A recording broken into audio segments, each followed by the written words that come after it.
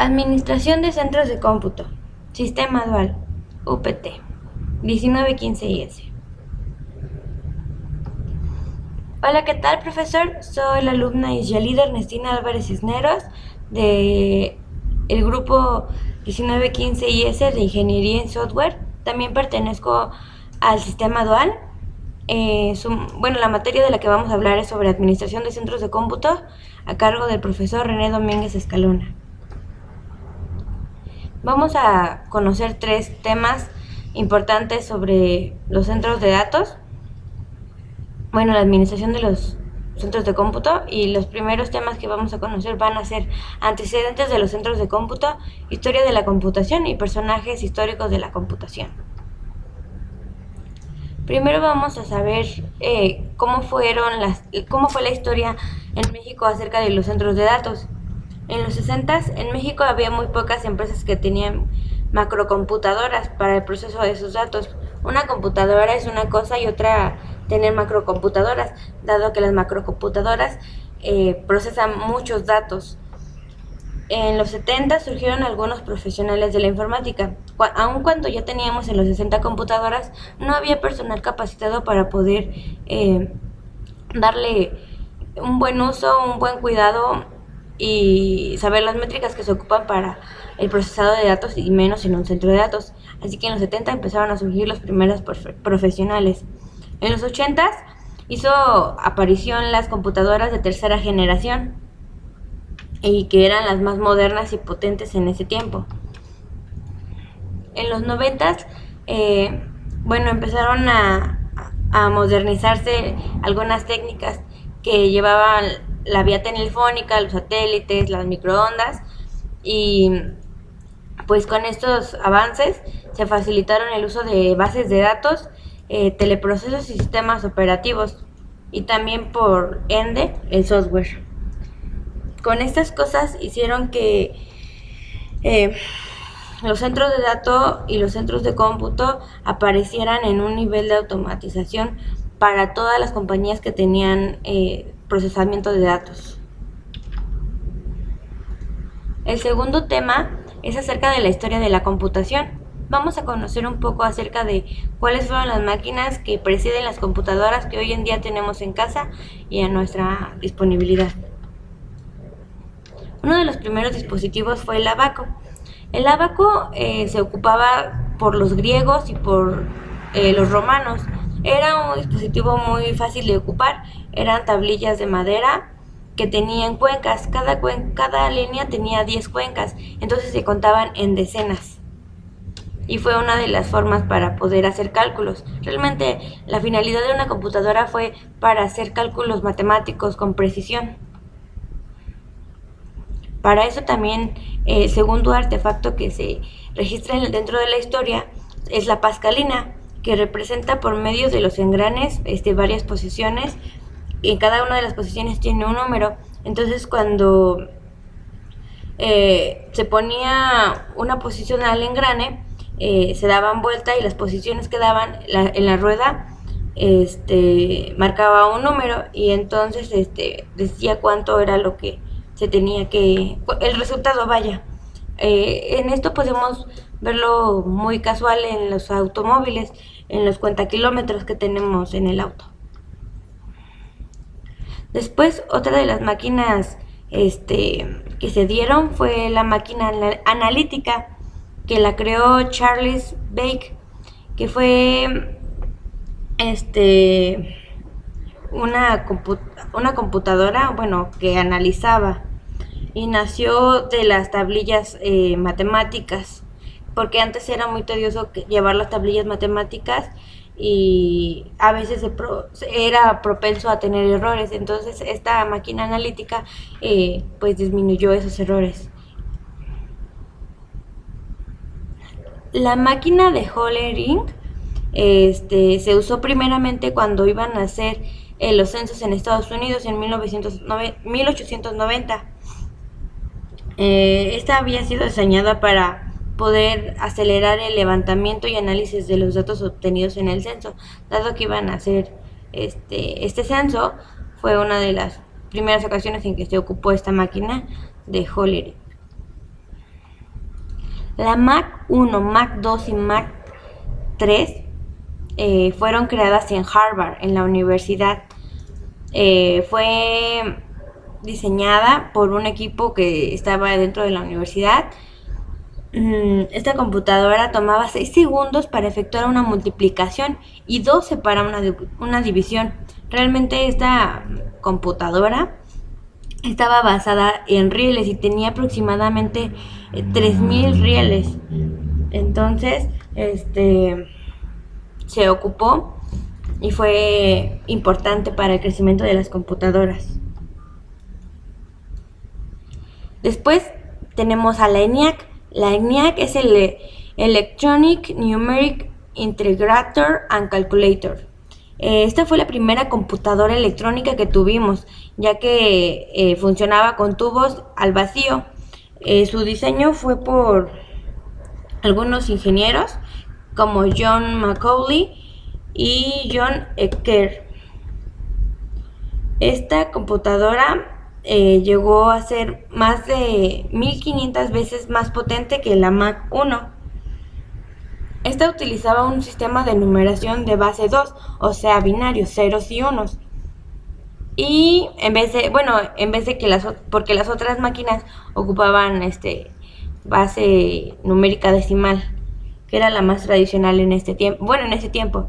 Y hoy en día todavía tenemos la de ceros y unos.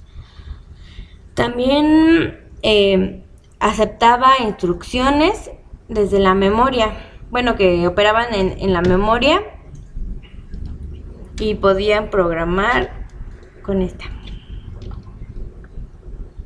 Luego viene la EDVAC.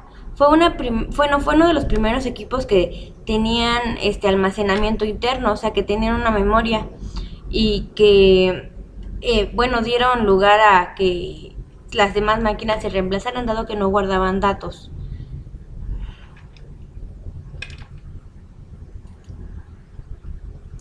La ENIAC fue la primera computadora diseñada y construida para el propósito no militar. La mayoría de las computadoras habían sido para propósitos militares, pero también se ocupaban en los censos. Entonces, en este caso, esta computadora fue ocupada y elaborada para poder hacer el censo de 1951. Como anteriormente ya habíamos visto, teníamos una computadora que igual había sido creada y utilizada por primera vez para el censo. Esta computadora pesaba 7257 kilos, realmente bastante peso, y estaba compuesta por 5000 tubos al vacío, o sea, tenía bastantes y era muy robusta. Y esta máquina ejecutaba 1000 cálculos por segundo. Bueno, ahora ya que conocimos un poco de las computadoras, la historia de la computadora, vamos a conocer algunos personajes que tuvieron algo que ver dentro de la computación que hoy conocemos hoy en día. El primero y el más conocido es Pascal, ya que construyó en 1642 la Pascalina. Ya la habíamos visto en los primeros antecedentes de la computadora, y que realmente la hizo para ayudar a su padre, porque tenía muchos errores cuando trabajaba. Entonces fue una forma de automatizar y evitar errores. Luego viene Charles Babbage, que es conocido como el padre de la computación, dado que él él diseñó una computadora, pero jamás la construyó. Y la máquina era analítica y que ejecutaba programas de tabulación y computación. Una de las personajes importantes, en este caso mujer, era Ada Lovelace. Ella participó dentro de la historia de la computación en 1833, dado que seguía los modelos de Charles Babbage. Ella desarrolló las instrucciones para hacer cálculos en una versión temprana en los ordenadores. A ella le debemos los cálculos que ahora se pueden hacer en la computadora, que claro, hoy en día han ido avanzando. Luego viene George Bell, es el famoso que inventó el álgebra de Boole. El álgebra de Boole que habla sobre la información de las computadoras que tienen que ver con la aritmética.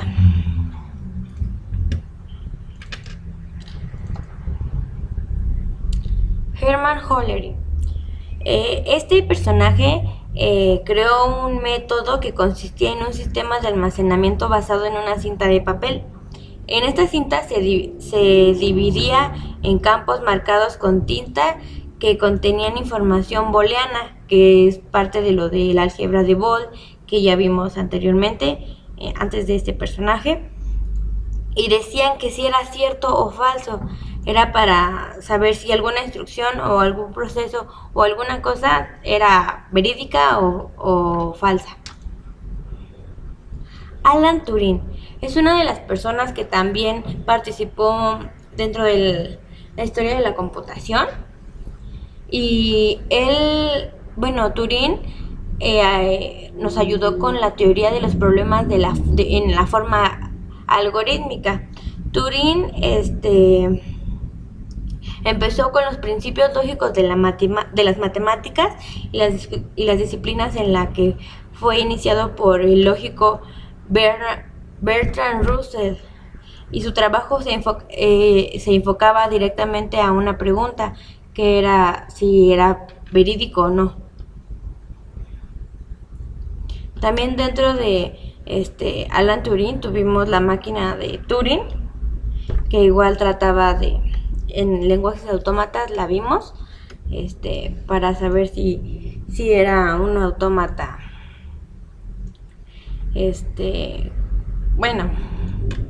tenía veracidad el autómata. Luego viene otro personaje que se llama Conrad Zuse, que él estuvo basado bajo las máquinas de Turing y que se confió mucho en sus investigaciones, y él construyó la primera computadora electromagnética binaria, la Z3, que fue construida durante la Segunda Guerra Mundial, que obviamente tenía fines militares. Otro de los personajes también es Claude Shannon. Está considerado como el padre de la era de las comunicaciones electrónicas, dado que él demostró que había un enlace entre la lógica y la electrónica aplicando álgebra de Boole a los computadores. El álgebra de Boole, que ya habíamos comentado anteriormente.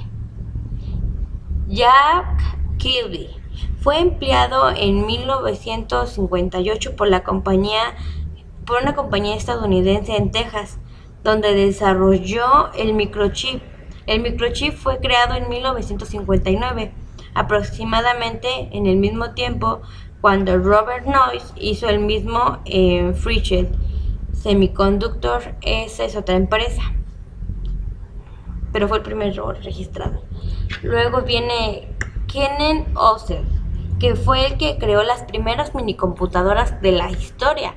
La PDP-8 era lo bastante pequeña para caber en un carro y lo bastante simple para ser utilizada en muchas funciones, laboratorios, ferrocarriles y toda clase de usos industriales, dado que las computadoras, como ya habíamos visto, pesaban mucho y estaban muy grandes. Entonces realmente fue un avance muy grande. Esta primera computadora fue lanzada en 1978. Otros dos participantes dentro de la historia de la computación son Robert Noyce, que ya habíamos hablado de él, y Gordon Moore. Robert Noyce inventó el circuito integrado e ideó métodos prácticos para producir microprocesadores o CPUs en masa, o sea, ya para varios.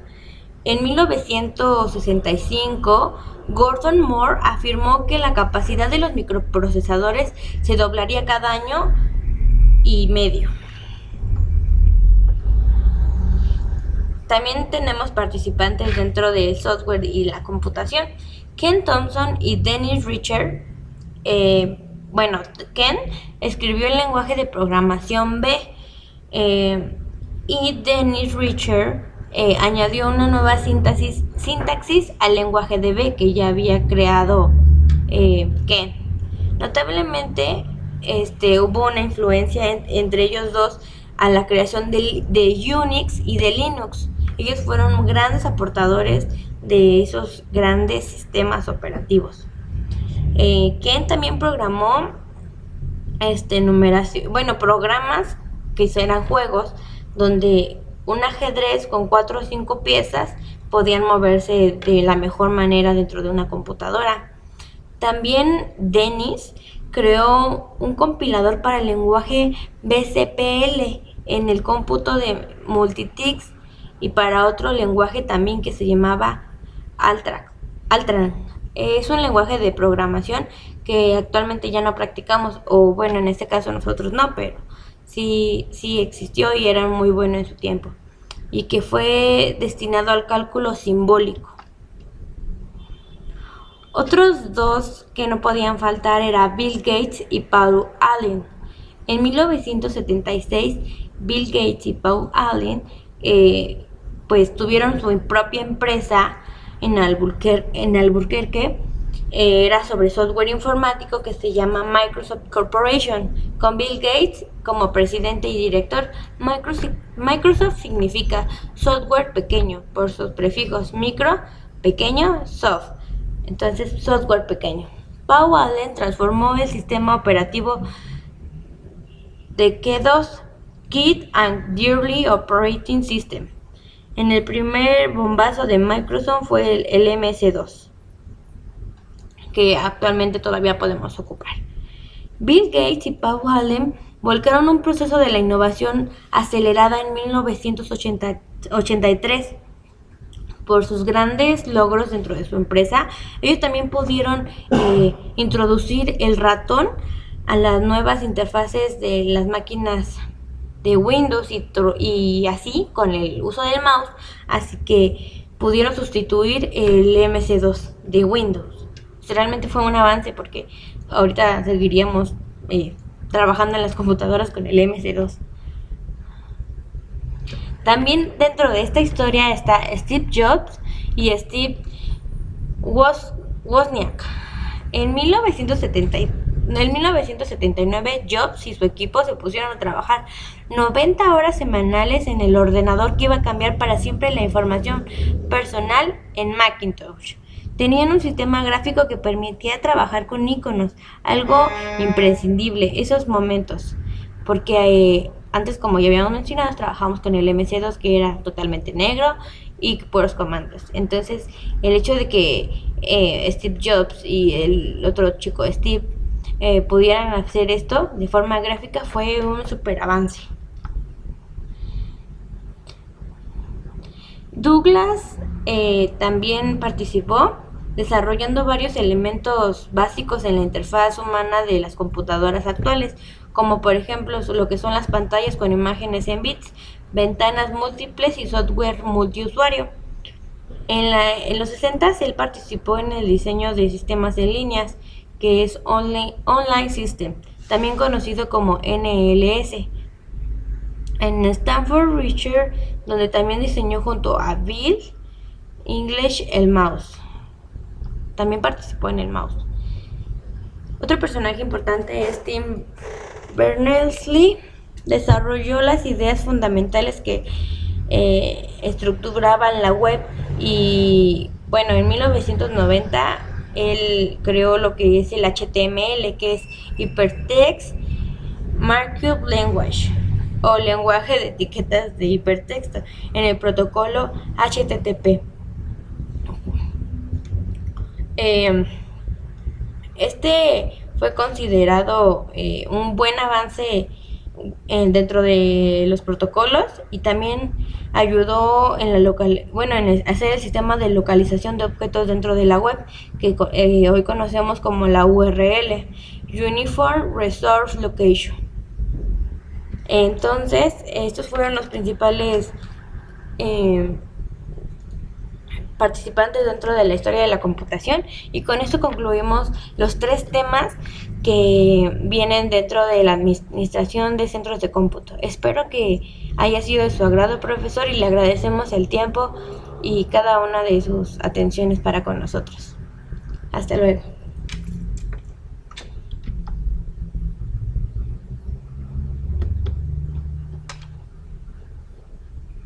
Muy bien.